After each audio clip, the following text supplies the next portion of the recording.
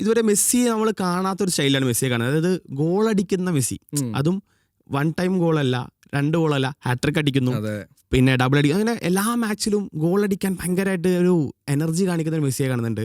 അപ്പം ഈ ഒരു ഗോൾഡൻ ബൂട്ട് ശരിക്കും നമ്മൾ മെസ്സിയാണോ എംബാപ്പയാണോ എന്ന് പറയുമ്പോൾ ആരാണ് കൂടുതൽ ഡിസർവിംഗ് ആയിട്ട് തോന്നുന്നത്? എന്തായിരിക്കും അതിന്റെ സാധ്യതകൾ? ഡിസേർവിങ്ങിന്റെ കാര്യമല്ല ഞാൻ, പക്ഷെ എനിക്ക് തോന്നുന്നത് എന്താണെന്ന് വെച്ച് കഴിഞ്ഞാൽ എംബാപ്പയ്ക്ക് അത് കിട്ടണം എന്ന് എനിക്കുണ്ട്. കാര്യം എന്താണെന്ന് വെച്ചാൽ വേറെ ഒന്നുമല്ല, പുള്ളി വേൾഡ് കപ്പ് ഫൈനൽ കളിക്കേണ്ട ഒരു മനുഷ്യനായിരുന്നു. അപ്പോൾ അറ്റ്ലീസ്റ്റ് പുള്ളിക്കൊരു ഗോൾഡൻ ബൂട്ടെങ്കിലും ഉണ്ടാവണ്ടേ എന്നുള്ളതാണ്. കാരണം ഞാനത് മുമ്പ് ഇതിപ്പോൾ പറഞ്ഞു കഴിയുമ്പോൾ ഹെയ്റ്റ് എന്നൊക്കെ പറഞ്ഞിട്ട് വരും. കാര്യം എന്താണെന്ന് വെച്ച് കഴിഞ്ഞാൽ പുള്ളി എപ്പോഴും നമുക്കറിയാം, ഇപ്പോൾ ഗോൾ സ്കോറിങ്ങിൻ്റെ കാര്യത്തിൽ എംബാപ്പയെ നമുക്ക് ഒരു കാര്യത്തിലും നമുക്ക് ഡൗട്ട് അടിക്കേണ്ട ആവശ്യമൊന്നും വരില്ല. പക്ഷേ പുള്ളി ഗോൾ അടിച്ചത് കൊണ്ട് ടീം ജയിക്കുന്നുണ്ടോ എന്നുള്ളത് ഒരു വലിയ ചോദ്യമാണ്. ഇത് ഞാൻ ക്ലബിൻ്റെ സമയത്തും മുമ്പ് പറഞ്ഞിട്ടുണ്ടായിരുന്നൊരു കാര്യം. അപ്പോൾ നമുക്കും ഇല്ലാത്ത കുറ്റം ഉണ്ടായിരുന്നില്ല വെച്ച് കഴിഞ്ഞാൽ. അതാണ് ഞാൻ പറയുന്നത് വെച്ച് കഴിഞ്ഞാൽ എപ്പോഴും ടീം, അതാണ് സ്പെയിൻ്റെ ഏറ്റവും വലിയ ഗുണവും ഫ്രാൻസിന് ഇല്ലാതെ പോയൊരു സംഭവം തന്നെ. ഡിഫൻസിലുള്ള പ്രശ്നങ്ങൾ ഒരുപാടുണ്ടായിരുന്നു. അത് മുമ്പ് മുതൽ പലരും പറയുന്നുണ്ടായിരുന്നു. പക്ഷേ അന്ന് ഫ്രാൻസിനെ ഇപ്പോൾ ഈ അടിച്ചു കൂട്ടുന്നത് കൊണ്ട് ആരും ശ്രദ്ധിച്ചില്ല എന്നുള്ളതാണ് എനിക്ക് തോന്നുന്നത്. സോ ഈ മൊത്തം ഇങ്ങോട്ട് വരുമ്പോൾ എനിക്ക് തോന്നുന്നു എംബാപ്പയ്ക്ക് ഒരു ട്രോഫി പോലും ഇല്ലാതിരിക്കുന്ന ഒരു സമയമാണ്. സോ ഇതൊരു like he deserve to have it എന്നുള്ളൊരു സാധനമുണ്ട്.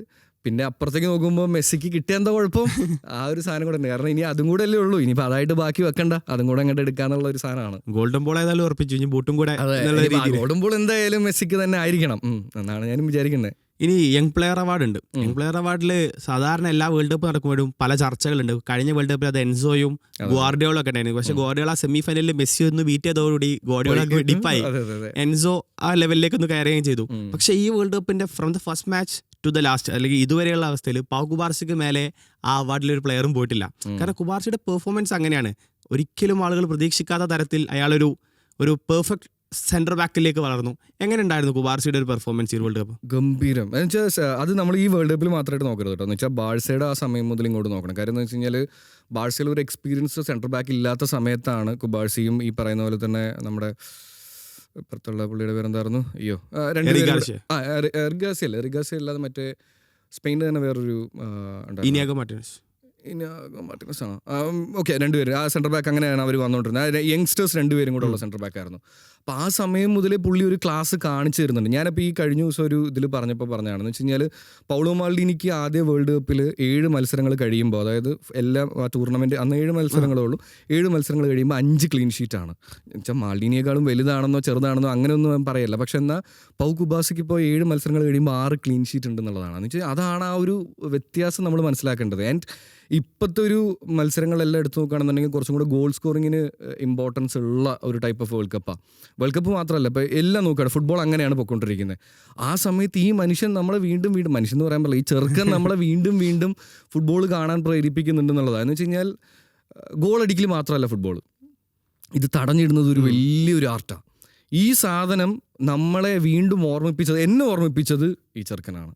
വെച്ച് കഴിഞ്ഞാൽ അത് ഓരോ മത്സരങ്ങളിൽ എടുത്ത് നോക്കിയാലും അതെ, പുള്ളിയുടെ പാസിങ് അക്യുറസി ആയിക്കോട്ടെ, പുള്ളി ഞാൻ കണ്ടിട്ടില്ല പുള്ളി എപ്പോഴെങ്കിലും ദേഷ്യപ്പെട്ട് പോയിട്ട് ആരോടെങ്കിലും അഗ്രസീവായിട്ട് പോയി കയറണമെന്നും കണ്ടില്ല. സെൻട്രൽ ബാക്സ് എന്ന് പറയുമ്പോൾ പൊതുവേ ചിലപ്പോൾ നമുക്ക് കാണാം ഭയങ്കര ദേഷ്യത്തിലൊക്കെ പോണേ. ഇവൻ കൂൾ മൈൻഡഡ് മനുഷ്യനാണ്. ആൻഡ് പുള്ളിയാണ് ഫ്യൂച്ചർ. എന്ന് വെച്ച് കഴിഞ്ഞാൽ ഇതിൽ അൺഡൗട്ടായിട്ട് ഇങ്ങേർക്ക് തന്നെ കൊടുക്കണം. ഇനി എങ്ങനെയായിരിക്കും എന്താണെന്ന് എനിക്കറിയില്ല. പക്ഷെ എന്നാലും പൗ കുബാസി മറ്റേ ഇതിൽ പറയുന്ന പോലെ നമ്മളെ വീണ്ടും ഫുട്ബോൾ എന്ന് പറയുന്നത് ഗോൾ സ്കോറിങ് മാത്രമല്ല, അതിൽ ഡിഫൻസിനും അതിൻ്റേതായിട്ടുള്ളൊരു ഇമ്പോർട്ടൻസ് ഉണ്ട് എന്ന് ഓർമ്മിപ്പിക്കുന്ന ഒരു മുതലാണ് ആ മുതൽ. ഇപ്പോൾ കഴിഞ്ഞ വർഷമൊക്കെ ഗുവാർഡിയോളിനെ എല്ലാവരും പറഞ്ഞതിന് കാരണം ഗുവാർഡിയോള ഒരു സെൻട്രൽ ബാക്കിൽ ഒരു സോളിഡ് ആയിരുന്നു, അതായത് ഡിഫൻസീവബിലിറ്റി പക്കയായിരുന്നു. പക്ഷെ ഞാൻ കണ്ട കുബാർസിയിലുള്ളൊരു വ്യത്യാസം എന്ന് വെച്ചാൽ കുബാർസി ബോൾ ക്യാരി ചെയ്യുന്നുണ്ട്.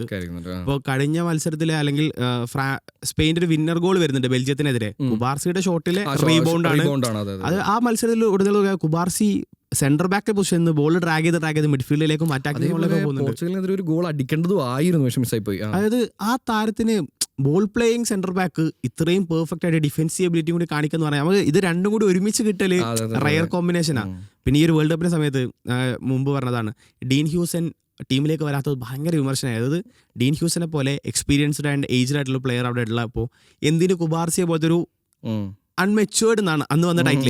ഈ മെച്യൂരിറ്റി ഇല്ലാത്തൊരു പ്ലെയർ. പക്ഷെ ആ പറഞ്ഞ അതേ മാധ്യമങ്ങളെ കൊണ്ട് തന്നെ ഏറ്റവും മെച്യൂർഡ് എന്നുള്ള പ്ലെയർ ആക്കി മാറ്റി എന്നുള്ളതാണ് കുബാർസി. കാരണം ഓരോ ബോളുകൾ എങ്ങനെ എടുക്കുന്നത്, അത് ഏരിയൽ ബോൾ ആവട്ടെ, ഗ്രൗണ്ട് ബോൾ ആവട്ടെ, ഇനി ടാക്കിളുകളായാലും എല്ലാം പെർഫെക്റ്റ് ആൻഡ് നീറ്റ്.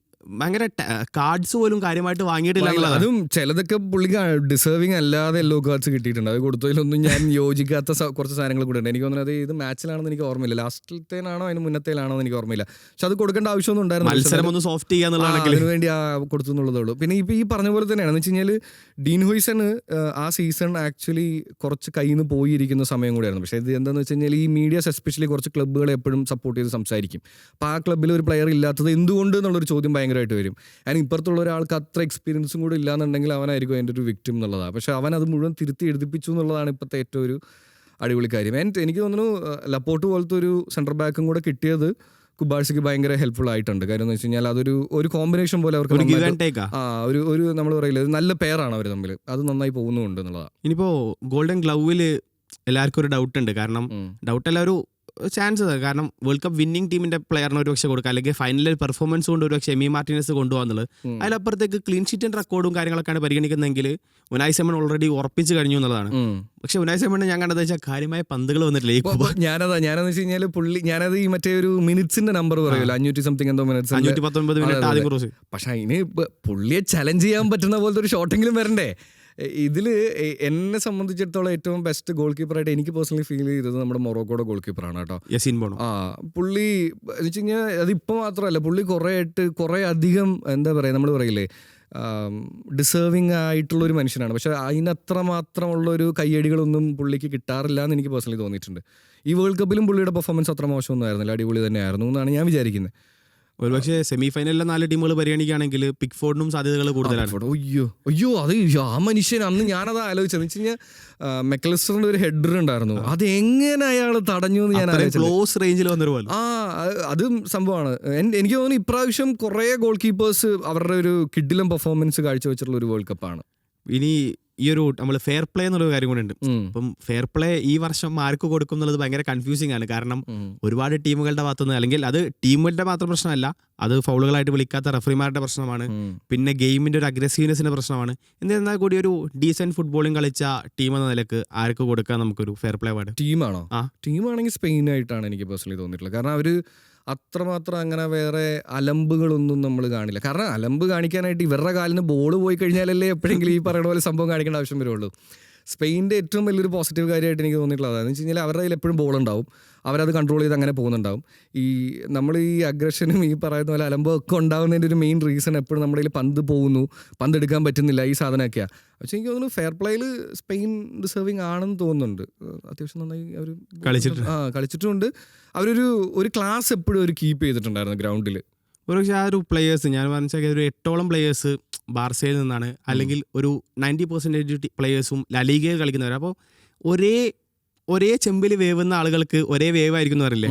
അപ്പൊ അതേപോലെ ആയിരുന്നു തോന്നുന്നു. എല്ലാവരും ഒരേ ലീഗിൽ നിന്ന് അല്ലെങ്കിൽ ഒരേ ഫോർമാറ്റിൽ കളിക്കുന്നവരാകുമ്പോൾ ആ ഒരു സിങ്ക് ഈ ടീമിന് വളരെ ഉപയോഗപ്പെട്ടിട്ടുണ്ട്. ഇപ്പോൾ ഈ ഫ്രാൻസിന്റെ പ്രശ്നം എന്ന് വെച്ചാൽ അവരുടെ മെയിൻ പ്ലെയറായ എംബാപ്പെ കളിക്കുന്നത് ലലീഗയിലാണ്, ഒലീസിയ കളിക്കുന്നത് ബുണ്ടസ് ലീഗയിലാണ്, ഡെംബലെ കളിക്കുന്നത് ലീഗ് 1-ലാണ്, ഇനി ചേർക്കുകയാണെങ്കിൽ ഇത് പ്രീമിയർ ലീഗ്. അങ്ങനെ ഫ്രഞ്ചിൽ കുറച്ച് ആളുകൾ ഉണ്ടെന്നേ ഉള്ളൂ. പക്ഷേ ഈ പ്രധാനപ്പെട്ട നമ്മളൊരു മെയിൻ മാൻ ആവുന്ന കരുതിയാൽ പലരും പല ടീമിലാണ്. പക്ഷെ ലലീഗയിലേക്ക് ഈ സ്പെയിനിലേക്ക് എടുത്തു കേട്ടോ, നമ്മുടെ അർജന്റീനയിലേക്ക് വരുമ്പോൾ അത്ലറ്റിക്കോ മാഡ്രിഡിലുള്ള കുറേ പ്ലേയേഴ്സ്. അപ്പോൾ ഈ ഒരു ടീമിന്റെ സ്പെയിൻ്റെ ഏറ്റവും ഞാൻ കാണുന്ന ഒരു സക്സസിന്റെ ഒരു ഫോർമുല അതാണ്. കാരണം സ്പാനിഷ് പ്ലേയേഴ്സ് അല്ലെങ്കിൽ സ്പാനിഷ് ക്ലബ്ബുകൾ കളിക്കുന്നവരെ കളിപ്പിക്കുന്നുള്ള ഈ ഉനായ് സൈമൺ എന്തുകൊണ്ട് ഇറക്കുന്നു എന്നുള്ളതിന് ഞാൻ കണ്ട ഏറ്റവും നല്ല ഒരു നമ്മൾ ഫാക്ട് ഓറിയന്റഡ് കാര്യം എന്ന് വെച്ചാൽ ഉനായ് സൈമൺ കാലങ്ങളായിട്ട് സ്പെയിനിൽ കളിച്ചുകൊണ്ടിരിക്കുന്ന ഒരാളാണ്. മറ്റു പ്ലേയേഴ്സ് ഡേവിഡ് റയ ആയാലും പ്രീമിയർ ലീഗിലാണ് എക്സ്പീരിയൻസ്. പിന്നെ ഗാർഷിയയെ നമുക്ക് മാറ്റി നിർത്താം. കാരണം ഗാർഷിയ ഗോൾഡൻ ഗ്ലൗ വിന്ന് ചെയ്തെങ്കിലും ഈ കോച്ചിന് ഇംപ്രസ് ചെയ്യാനുള്ള അല്ലെങ്കിൽ ഒരു സമയം കിട്ടിയിട്ടില്ല. കാരണം David Raya already hattrick golden glove ഒക്കെ അടിച്ച് അത്രയും എക്സ്പീരിയൻസ്. ഇപ്പം അവർക്ക് സമ്പന്നമല്ലേ. ഇപ്പോൾ ഞാനിങ്ങനെ ഇടയ്ക്ക് ആലോചിക്കാറുണ്ട്, എന്തെങ്കിലും ഒരു ഇഞ്ചുറി സംഭവിക്കുകയാണെങ്കിൽ പോലും അവർക്ക് അതിൽ തിങ്ക് ചെയ്യേണ്ട ആവശ്യമൊന്നുമില്ല. ഒന്ന് പ്രീമിയർ ലീഗിലെ ബെസ്റ്റ് ഗോൾ കീപ്പർ ഇരിപ്പുണ്ട്, ലീഗിലെ ബെസ്റ്റ് ഗോൾ കീപ്പർ ഇരിപ്പുണ്ട്, എന്താ കുഴപ്പം? അതായത് ആ ടീമിലുള്ള ഏറ്റവും ഇത്രയും ഇതാണെങ്കിലും എല്ലാം ഒരു ലീഗ് എന്നുള്ള അല്ലെങ്കിൽ കളിക്കുന്ന പ്ലേയേഴ്സ് പരമാവധി ഒരേ ലീഗ് എന്നുള്ള പ്ലേയേഴ്സ് ആവുന്നതിന്റെ ഒരു അഡ്വാൻറ്റേജ് ഉണ്ട്. അതാണ് ആ ടീമിന്റെ സിങ്ക് കിട്ടുന്നത്. അതുകൊണ്ട് തന്നെ നമ്മൾ പറഞ്ഞ പോലെ ഈ ബോൾ മിസ്സാവാത്തത്. കാരണം ഒരേ സ്റ്റൈൽ ഓഫ് പ്ലേ. എനിക്ക് തോന്നുന്നത് റോഡ്രിയും ഫാബിയാൻ റൂയിസും മാത്രമാണ് സ്റ്റാർട്ടിംഗ് 11 ലാലിഗന്റെ പുറത്തുനിന്നുള്ളത്. പക്ഷെ ആ പ്ലേയേഴ്സിനും ലാലിഗ പരിചയമുള്ളതാണ്. റോഡ്രിയൊക്കെ VRL ഒരു സ്പാനിഷ് സ്റ്റൈലിലേക്ക് അവർ വന്നിട്ടുണ്ട് എന്നുള്ളതാണ്. അതിൽ വേറൊരു കാര്യം കൂടെ എനിക്ക് തോന്നി കേട്ടോ എന്ന് വെച്ച് കഴിഞ്ഞാൽ കോച്ച്, ഞാനതാ നേരത്തെ പറഞ്ഞതെന്ന് വെച്ച് കഴിഞ്ഞാൽ പുള്ളി മുമ്പും അണ്ടർ ഇവരെ കോച്ച് ചെയ്തിട്ട് കൊണ്ടുവന്നതാണ്. സോ അപ്പോൾ ആ ഒരു കോമ്പിനേഷൻ ഇവിടെ ഒരുവിധം പുള്ളി ആ ഒരു കോർ ടീം തന്നെ ഇവിടെ ഇപ്പോഴും കീപ്പ് ചെയ്യാൻ ശ്രമിച്ചിട്ടുണ്ട്. അതിൻ്റെ ഒരു ഗുണം കൂടെ ഉണ്ട് എന്ന് എനിക്ക് തോന്നുന്നുണ്ട്. എന്ന് വെച്ച് കഴിഞ്ഞാൽ ഇപ്പോൾ ലീഗിൽ കളിക്കുന്നതാണെങ്കിലും ഇവർ ആ കുഞ്ഞിലെ മുതലേ ഉള്ള ഒരു കോമ്പിനേഷൻ, ഇപ്പോൾ ഡാനി ഓൾമോയെ കുറിച്ചൊന്നും നമ്മൾ ആരും അധികം സംസാരിച്ച് പോകുന്നില്ല, പക്ഷെ എന്നാലും പുള്ളി ഉണ്ടാക്കിയ ഒരു ഇമ്പാക്റ്റ് എന്ന് പറഞ്ഞു കഴിഞ്ഞാൽ ഗംഭീരമാണ്. കഴിഞ്ഞാൽ അതെന്ന് വെച്ചാൽ സ്പെയിൻ്റെ അതാ പ്രശ്നം, നമ്മൾ പറഞ്ഞു തുടങ്ങി കഴിഞ്ഞാൽ എല്ലാവരും എടുത്ത് പറയേണ്ടി വരും. അതിപ്പോൾ നമ്മളിപ്പോൾ സൈഡ് ലൈനിൽ ഇരിക്കുന്നവരെ കുറിച്ചാണെങ്കിൽ പോലും അവിടെ നിന്ന് വന്ന് ഇമ്പാക്റ്റ് ഉണ്ടാക്കുന്നവരെ കുറിച്ചാണെങ്കിലും പറയേണ്ടി വരും. ഈ ഒരു എനിക്ക് തോന്നുന്നു അവരൊരു കോർ ഫാമിലി ആയിട്ട് കുറേ ആയിട്ട് അവർ ഈ ഒരു ടൂർണമെന്റുകൾ, ഡാനി ഓൾമോ, ഒയർസബാല്, ഉനായി സൈമൺ, ഇതൊക്കെ ഈ കോച്ച് അണ്ടർ 19-ലും 21-ലും 23-ലൊക്കെ കളിപ്പിച്ച്, അതായത് ആ പ്ലേയേഴ്സിന്റെ എല്ലാ വൾണറബിലിറ്റീസും ഇയാൾക്ക് അറിയാം. എവിടെ പെർഫെക്റ്റ് ചെയ്യണം, എവിടെ തേക്കണം, മിനിക്കണം എന്നുള്ളത് ഏത് ടൈമിൽ ഇറക്കിയാൽ ഇമ്പാക്ട് ഉണ്ടാക്കി, ഇതെല്ലാം കൃത്യമായിട്ട് പുള്ളിയുടെ കയ്യിൽ മറ്റേ ഒരു പേപ്പറിൽ എഴുതി വെക്കേണ്ട ആവശ്യമൊന്നുമില്ല, പുള്ളിക്ക് അറിയാം. കറക്റ്റ് അറിയാം ആരെ ഏത് മാച്ചിൽ ഇറക്കണം എന്നുള്ളത്. ചിലപ്പം പല കോച്ചുമാരും ഒരുപക്ഷെ തലപുകഞ്ഞ് ആലോചിക്കുന്ന കാര്യമായിരിക്കും. ഞാൻ മനസ്സിലാക്കുന്നത് ലാഫുവിന്റെ അതിന്റെ ആവശ്യമില്ല. ലാഫുവിന്റെ അറിയാം ഓപ്പണന്റ് ടീമിനെ പഠിച്ചാൽ മതി, സ്വന്തം ടീമിനെ മനപ്പാടാ. അതെ, അത്രേ ഉള്ളൂ. അല്ല, ഇതാണ് ഫ്രാൻസിനും ഇപ്പൊ നേരത്തെ ബ്രോ പറഞ്ഞാൽ ആ ഒരു കാര്യം കറക്റ്റായിട്ട് വരുന്നതാണ്. ഇതാണ് മറ്റ് ടീമുകൾക്ക് ഇല്ലാത്തതും സ്പെയിനിന് ഭയങ്കര പോസിറ്റീവ് ആയിട്ടുള്ള ഒരു കാര്യം എന്ന് പറയുന്നത് കേട്ടോ. ഫൈനലി നമുക്ക് ഒരു വട്ടം കൂടി ഫൈനലിനെ പറ്റി പറയാണ്. എന്താണ് ഒരു സ്കോർ ലൈൻ പ്രഡിക്ഷൻ എന്നുള്ളത് നമ്മൾ പറയാം. ഒരു ടൈറ്റ് മാച്ച് ആയിരിക്കും എന്നുള്ളത് അറിയാം. കാരണം രണ്ട് ടീമും ഒരുപോലെ ടാലന്റഡ് ആണ്, ഒരുപോലെ ടാക്ടിക്കലി ബ്രില്യൻ്റ് ആണ്. രണ്ട് കോച്ചുമാരും അതെ ഈക്വൽ വെയിറ്റേജ് കൊടുക്കാൻ പറ്റുന്ന രണ്ട് കോച്ചുമാരാണ്.